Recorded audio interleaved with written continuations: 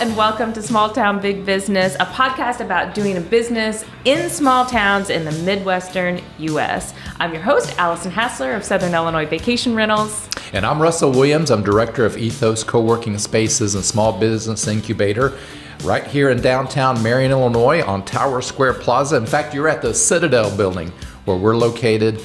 And hey, thank you for joining us. And we want to thank our sponsors for making this possible too.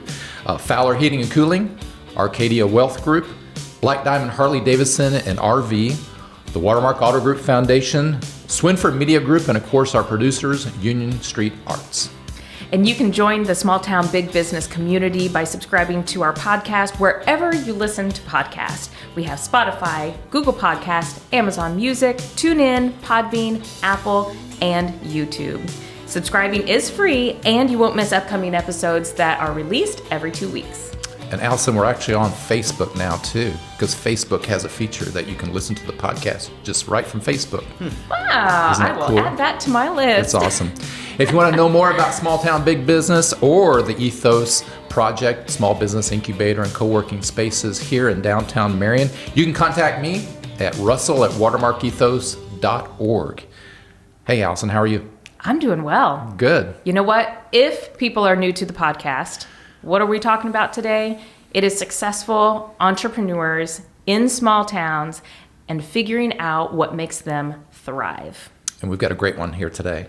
This one's exciting. Yeah, and I think this might be close to our 20th episode. Can you imagine that?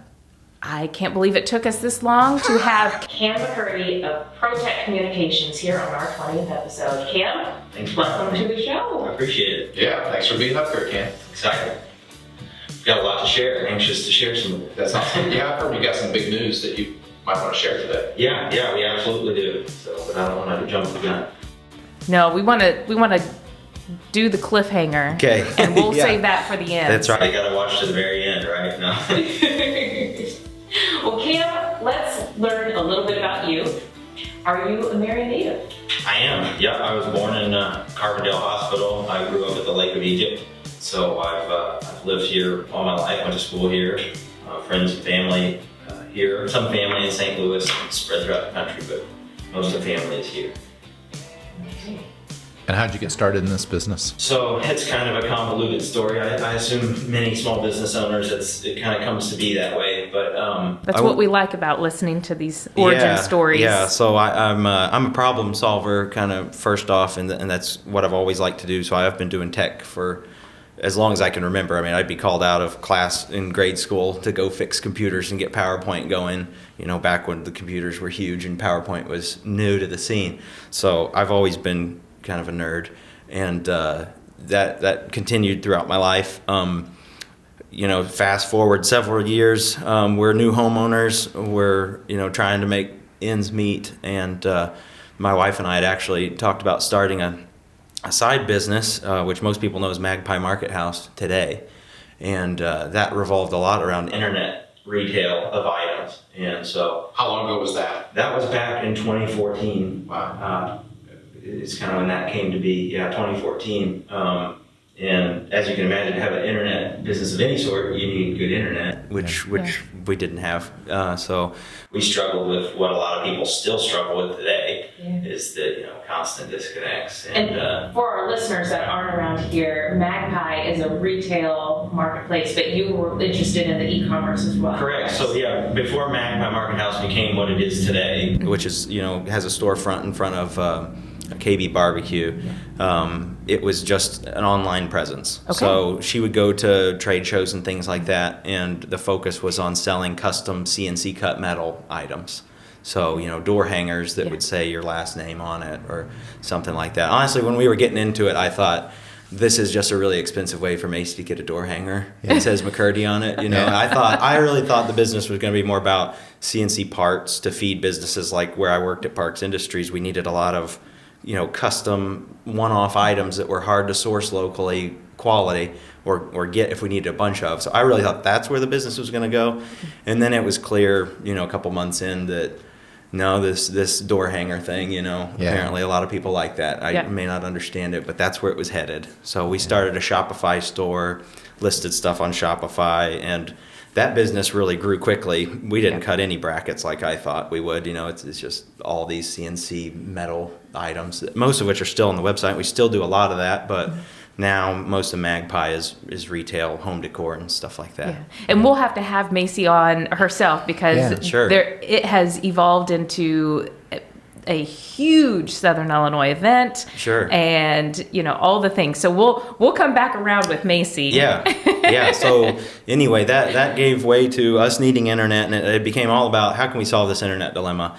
And it was around the time Clearwave was doing a lot of expansion, and we're still to this day very good partners with Clearwave. We have a great working relationship with them, and we couldn't do what we do if it weren't for them in many cases.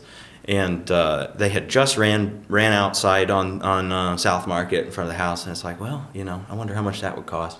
So I think it was Macy's idea, actually, that, hey, Clearwave was out there. So I reached out to them and found out, well, it's going to be $500 a month to get connected. It's enterprise only if we decide to sell it, So I can't afford that. We just bought a house, we didn't have that kind of money sitting aside. So I put out on Facebook saying, who of my neighbors who clearly have the same problem as me might be interested in buying internet. I didn't know how to do it at the time, but I knew there had to be a way to wirelessly share this. And overnight, nearly, we had almost 100 people say, wow. I would. I mean, far beyond what I could ever logically get to. The problem was clearly bigger than I had even estimated. I just thought it was my own buffering, but no, it was the whole area. Yeah. So I saw there was enough need there. Yeah, surely we can sell a few circuits here, and make it happen. So reached out to Clearwave. It was going to be several $1,000s, but in some back and forth, there was a salesman there who really helped kind of close the gap and say, we see the value here. We can go ahead and front that. And so Protek was born. That was probably late 2015 that I signed those contracts, and then in 2016 we set a pole in the backyard, just a utility pole. My buddy Caleb Reeder came over because he's a lineman and knew how to do it, and hooked up Josh Benson and a few other names that people all know around here, and kind of vetted that, okay, this is possible.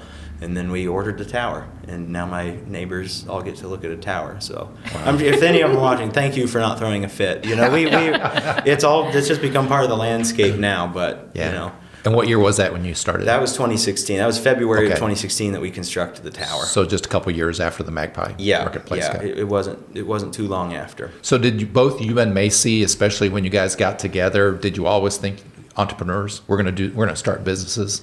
No, it's just kind of something that evolved. It just felt like we were doing the things that were natural along the way. Yeah. We kind of followed what we liked doing, and that gave way to bigger things. And before you know it, you have this thing that requires more attention than you anticipated, and now, okay, it must be a business. I need to pay my full attention to it now. Yeah.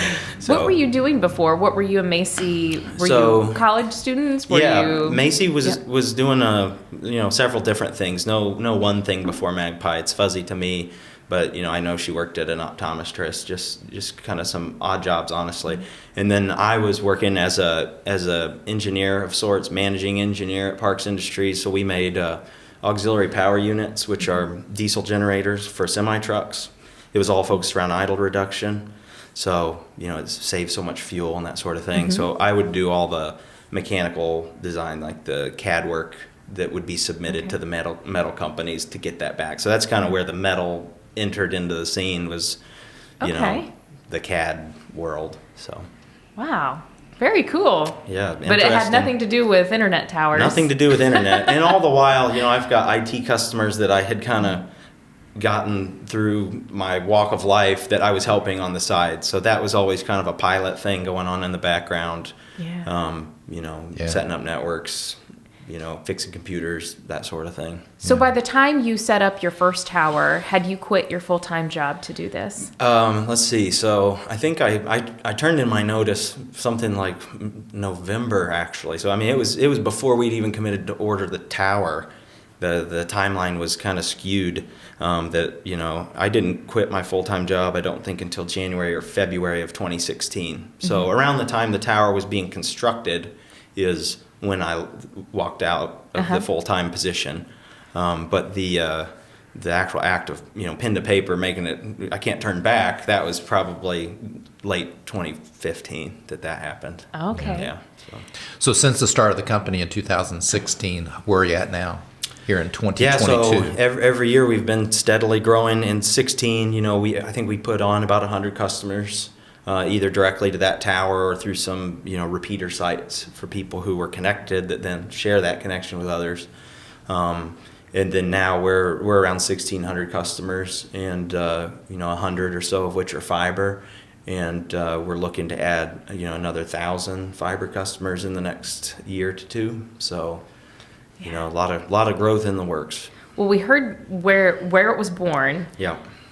So from born to walk and walk to running. You're running now. Yeah, right. You're Yeah, running now. When did you hire your first employees? Yeah, so I actually hired my first full-time. It's a very vivid memory, right? That you're committing. That's a big to someone else. Yeah, right? Asking somebody else to come into Yeah. your when you're whatever you responsible have. for somebody Right. else's. And trust that I'm somehow going to be able to pay you, because that's important too. So that was back in mid to late 2014, actually, when Magpie, or Protek Designs, as it were then, grew to the point where I couldn't do my full-time job and help crank these things out. We needed somebody cutting metal all the time. And Chris Wheeler was his name. He actually worked for me until not that long ago. But yeah, he was the first one, and he graduated from that position. When the internet stuff came along, I told him, hey, there's some more growth opportunity over here if we want to try to do that and this. So he did both for a while, and then he steadily became full-time Protek employee. And him and I actually did, with the help of another guy, Lee Campbell, there's a longtime friend. There's a lot of friends that were eager to, jump in and help. Yeah. But we did the first 100 installs, so we learned a lot. And then after that 100 install, that's around when, employee 2, 3, 4. And in the last year, we've added about 3 people. So, we employ 9 now. So. Okay. Most of the employees have been added recently. And that's going to change again soon. Yeah, I'm sure. We're going to get there. Yeah. We're going to get that Yeah. big news. Yeah. Hey, tell me what you love about being a business owner. Is it the same as why you got into this? And what have you learned Yeah, about so I yourself? feel like I said, I'm kind of at my peak when I'm problem solving. At least that's what I really enjoy doing. Yeah. So I feel like being a business owner lets me problem solve on a level that I couldn't do if I was out on my own. Yeah. I feel like now I can problem solve with a great group of people, and we can solve even bigger problems that have, impact that you can see on the community. And that's probably my most favorite part of being the business owner, is kind of, be the ringleader to rally the troops to, solve those problems together. Yeah. So you have, you are serving a very distinct group of individuals. You are serving where fiber optics don't exist. Now, you did say that you have some customers on fiber optics now. Yeah. But your problem solving was not just rural locations, but the rural locations within a rural community. Right. So your company has really evolved around that hard to reach population when it comes to internet. Mm-hmm. And what challenges have you faced with your business and growth, and what opportunities do you see? Yeah, so I think there's 2 distinct problems we run into. One is that the problem is always changing, and it's changing very rapidly. So the problem we set out to solve in 2016 is nothing like the problem today. It's the same, but the scale is so much more. So in 2016, we're trying to get people 5 to 7 megabits per second, because that's really what they need at that time to do things like stream on Netflix and operate a business like I was trying to at home.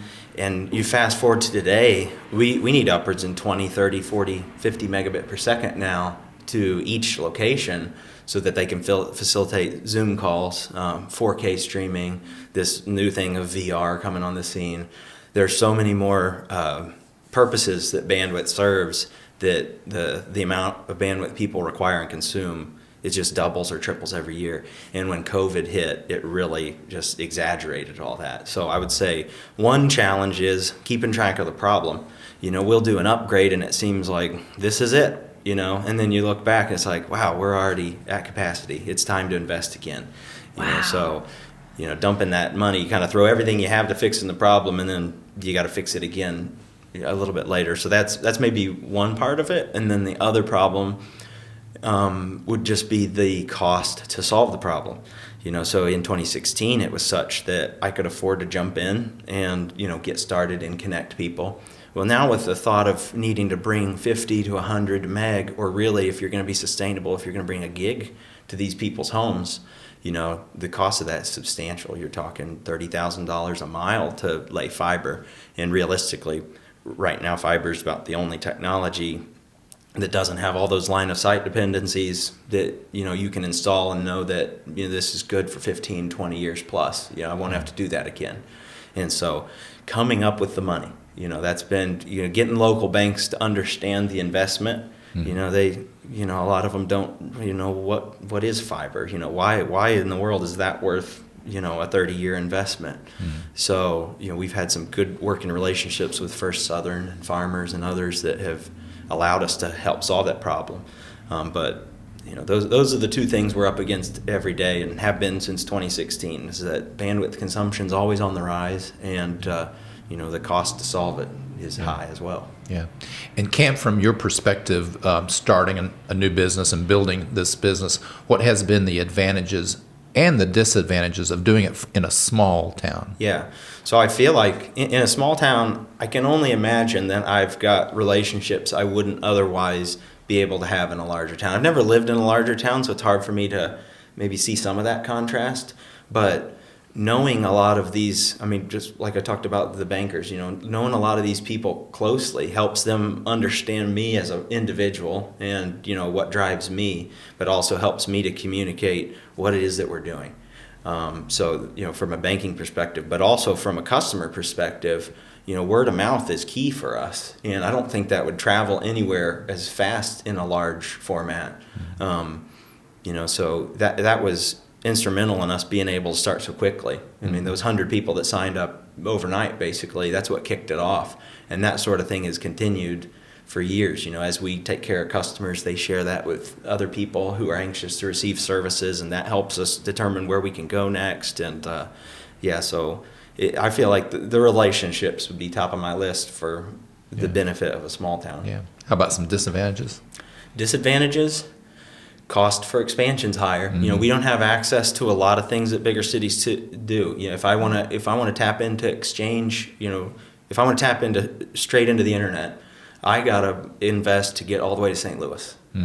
So those bigger cities, if I was right there, the cost is much lower, so I can pass those costs along to customers. So keeping it where we can both make it affordable for customers, but also reliable and competitive on a nationwide scale, that's maybe one of the disadvantages, because now everybody's so nationally, their mindset is so national that they think, well, I got a buddy, he's in AT&T territory, he gets a gig for $30 a month. And it's like, well, yeah, but he doesn't live 5 miles from the next house. He lives in the city. So it's always that balance between customer expectation and what's actually possible for us. Do you see some of that changing? Yeah, it's changing every day. Okay. There's a lot of grant money coming on the scene. There's a lot of private investment coming on the scene, and the digital gap is narrowing. I think that some of the recent infrastructure bill that had passed, that's going to throw just a unbelievable amount of money at broadband, it almost solves a problem that doesn't exist anymore. So it was based on a problem of a couple of years ago, because that's how old the maps are. I feel like it's a little too ambitious, but the good side is 3 to 5 years. I don't think this problem of connectivity, we're going to look at it like the days of not having power to some places. I think that in very short order, this problem is going to start to go away. Yeah.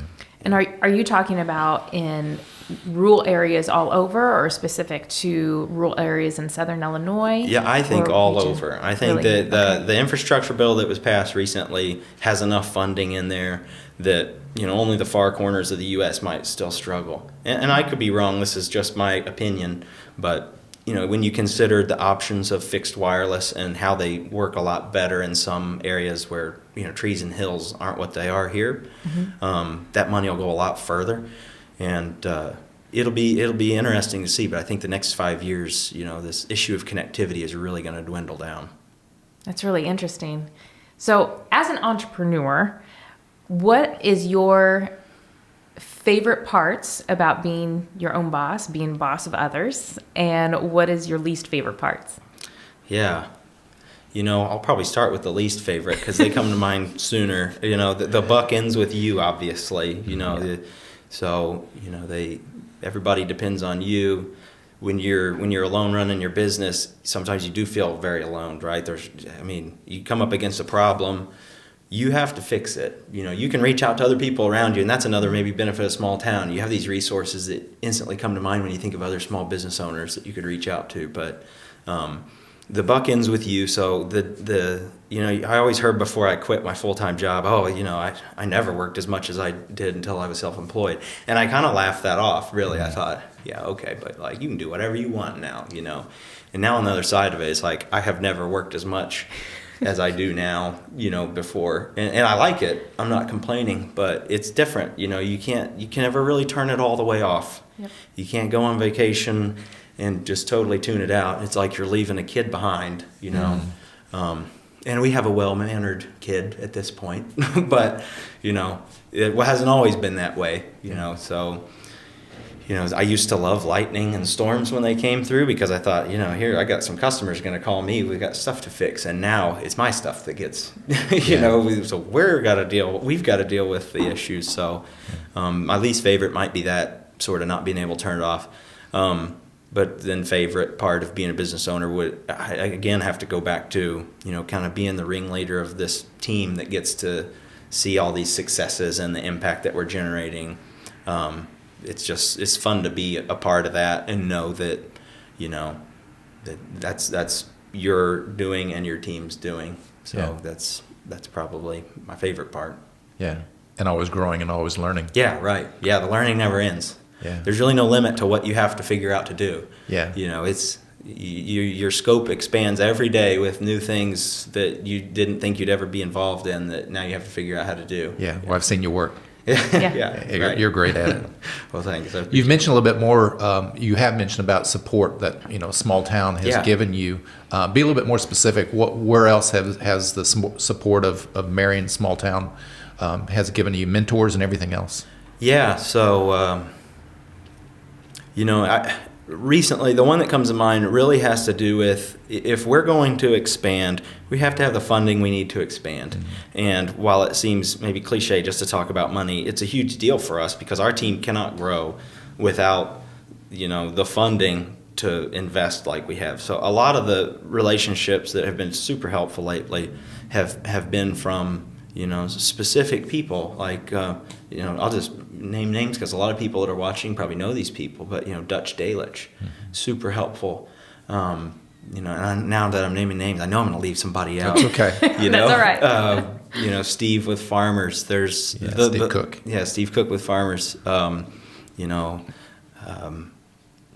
list goes on and on. I should have probably made a list of people to ramble through, but it's all people that we in Marion know that contribute in one way or another, and then the customers do just as much in my eyes as the people who are helping us fund at the top. They're really helping us grow, by spreading the word and doing their part to get other people on board to support local business. I don't think it's as natural as some people assume to support local business, especially in the world of internet. All the incumbents are the bad guys. Everybody, and I won't name names there. I don't want to get sued, but everybody villainizes certain players, right? And then when you come into it, you're villainized too, not because you're a local business, but because you're doing what they did so poorly. Yeah. And so we're always trying to overcome that adversity. Yeah. And there's a lot of people who don't really value the local business aspect enough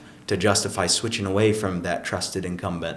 Yeah. So we've really had to prove ourselves through customer support.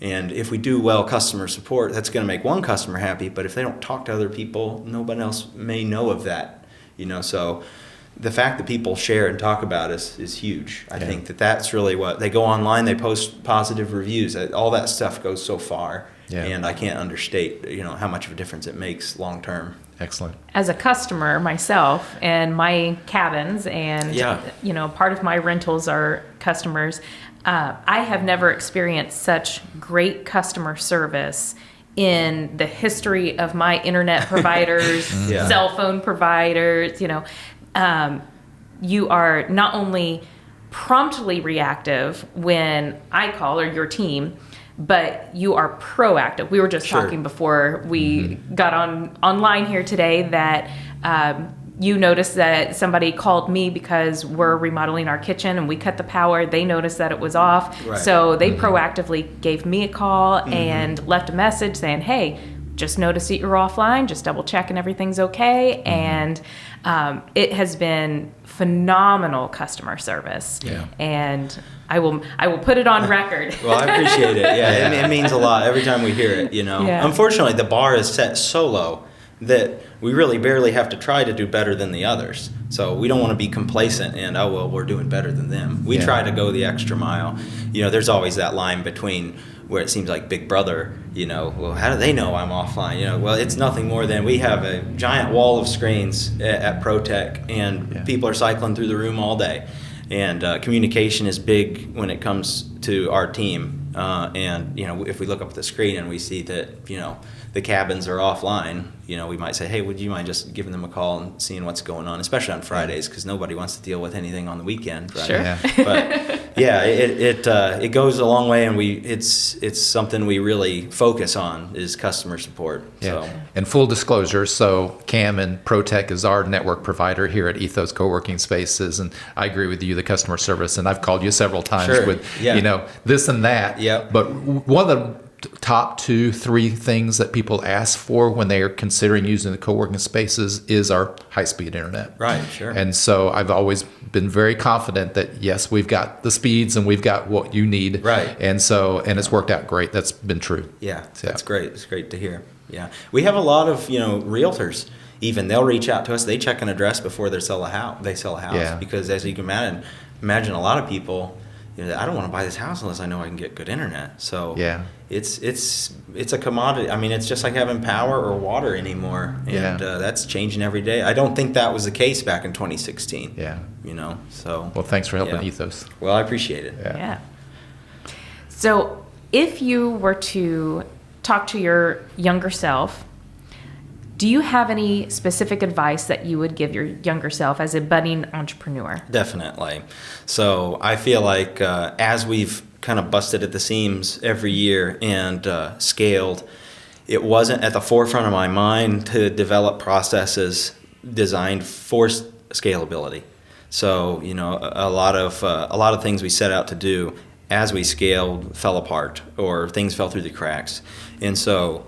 My recommendation myself is talk to someone else who is both a small business owner and, if you can, which anymore you can get on Facebook and find people nationally, find someone who owns a business just like the one you're about to start, and take time to put the foundation in place. Yeah. We sorted it out in time, but there were a few things we look back and think, well, we could have grown quite a bit more had we have thought to do this, and this. One that would apply to all businesses would be from an accounting perspective. Meet with an accountant, get that solid bookkeeping system in place. That's not something I had until recently, the last couple of years. I'm so focused on growing the business and technical aspects. I don't have time, we'll just, do the taxes, let's just get through this. Yeah. And that's something that would be really helpful to have those metrics available at any point all throughout your business. And if you start early, it's easy. And then the other thing is, meet with a lawyer. And, if you've got assets that are different from each other, maybe you're not looking at setting one business. Maybe you need to set up 3 businesses right off the bat to help protect yourself. Yeah. So those sort of conversations are worth the time to have, even if it takes you 3 to 6 months to get started in the beginning. Yeah. Get the foundation in place. I know it's hard because there's, money you obviously have to put up to do that. And at the time, I don't even know if I had told myself that back then. I probably would have just ignored me and moved on. But it would have been helpful. And I do think it would have helped us grow quicker. And Protek provides other services beyond internet network. Yeah. So we do a growing part of our business is the MSP side, the multiple service provider side, where we do voice over IP and network design, general support for businesses. So we have several customers who basically engage in services with us on a monthly basis. Some are contractually for a year, and some are just month to month, where we just solve all their IT related problems. So they don't have to worry about, okay, if I call them, it's going to be so much. It's just, we've already established that monthly price, and, there's a bucket of hours available to you. So we have, that side of our business is growing. There's a key guy on our team named Scott Smith. He actually used to work for Clearwave. We've been friends. He helped from the very beginning. He's a network genius, I think I know Scott. Yeah. Yeah. So if you know Scott, he's one of the brightest minds in Southern Illinois when it comes to network security and things related to that. So naturally, when I got started, I reached out to him. See, now these names are coming to me, but when you ask me who personally, so when I leave, the other 50 will come to me. Yeah. But he helped in the beginning to really say, well, you don't want to do it this way. You need to do it this way, And so it was fun in 2019. 2020, November, to be able to bring him on. Yeah. And his goal would be to help me with the very high level, Linux networking head-in stuff. And but also he's managing that MSP side. So if you're an MSP customer and you call, you're likely talking to Scott. If you're a VoIP customer, you're talking to Scott. And we're hoping to grow that role over the coming years too. Yeah. So have we covered the big news announcement? Because you got into we government skirted funding a little bit. I'm amazed we made it this long without mentioning it. Into the Is communities. it time? It's time. Okay. So we've got big news. We've said we're going to hold off until the end of this podcast, right? And so we put everybody on the edge of their seat. That's right. You've got some news. I just learned about it this morning, actually. And, people that listen to this may be a couple weeks late, but Sure. Can you tell us about it? Yeah, my personal news or the or the big news. Yeah, you share what you want to share. Yeah, so I'll say amidst all this, we've got a baby on the way, so that's exciting. Obviously, it's in the next couple weeks, so it's getting very real. That's the most important thing. Yeah, right. Tried to tune it out all this time. I got so much else to worry about, right? But now it's not going to be avoidable for long. Congratulations. Yeah, thanks. But no, the big news from a Protek perspective, and I'm glad it worked out the way it did because this announcement just came from the state yesterday. We applied for a grant with Connect Illinois back at the end of last year, and I say the end of last year, the end of 2020. Yeah. So in mid-2021, we found out it was likely going to happen, and they announced that it is. So what it means is Protek, so we're already in the middle of a private expansion project that was going to be part of that grant that ended up getting challenged out for a number of reasons. So that project is still being built. We've got maybe 100 customers online on that system, but we're looking to add another 100 within the next coming months, like 1 to 2 months. So that was like a $700,000 investment just to bring it to the Limb Branch Lane, Route 37 area north of Cochran, Cochran Road, south on down to Hudgens Road. And then now the state has announced that we'll be the recipient of a grant, which will allow us to invest another $3.6 million to build out to basically all of Fergustown, starting at our office and headed north. So there's kind of a squirrely route that if you live along it, you know who you are. And then on the south side of Marion, it'll allow us to build from Route 37, where we're stopping at Cochran, and it'll go all the way down to I can't remember the name of the crossing, Nielsen Crossing, mm-hmm. And then we'll go west on Grange Hall to about the turnoff of Prison Road, mm-hmm. And then on the South Market side, of course, everything in between will be built.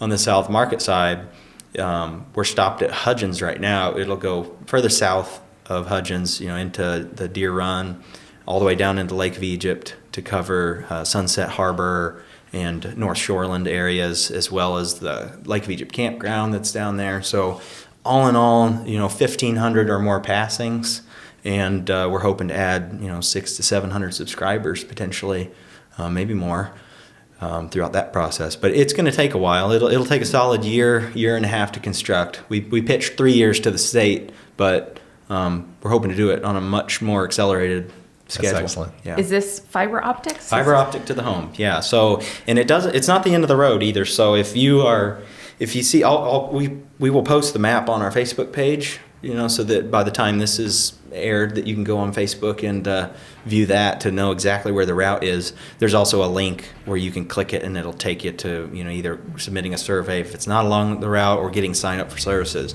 But if someone is on the end of the route, something we're going to consider doing is making that last person more or less a repeater site to service via wireless those customers that extend past. So while we're only doing 1,500 fiber to the home passings, there might be another 1,000 wireless passings out of this. So that's excellent. It'll help us really bridge the gap, and that's all in Williamson County too. Will this map also be on your website? Yeah, the map will be on the website as well. Great. So if you go to protek.servicezones.net and you put in your address, you'll get a good indication of whether or not that's on the route. Okay. Excellent. I don't think we have any more questions. Okay. I have one. Okay. Yeah, go ahead. How'd you come up with your name? Because you had the name before you had the business. Yeah, so it used to be Cam's Computer Solutions, and then it was Cam's Computer Solutions and ProSound Services, and if we had anything else, it wasn't going to fit on a card anymore. So we was like, well, we do tech. We think we're professional. We'll just be Protek. Yeah. Beautiful.